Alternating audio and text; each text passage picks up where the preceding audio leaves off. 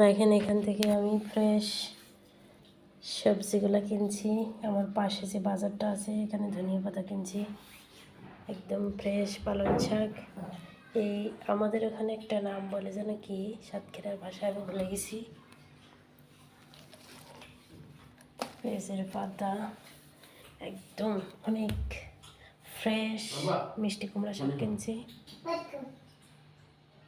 একবারে কষি, শসা কিনছি, টমেটো কিনছি, শিম কিনছি, বেগুন কিনছি, বাঁধাকপি, ফুলকপি।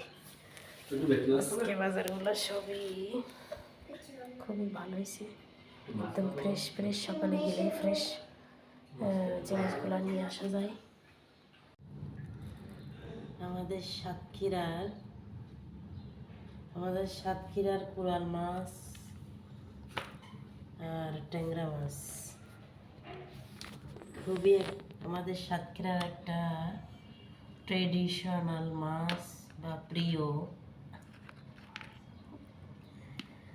দেখছেন, এই মাছের যদি কাঁচামরিচ পেঁয়াজ দিয়ে ঝোল রান্না করা হয় তাহলে শীতের দিনে একদম বসে থাকবে গরম ভাতের সাথে। সকালে উঠে খাওয়াটা অনেক মজাদার।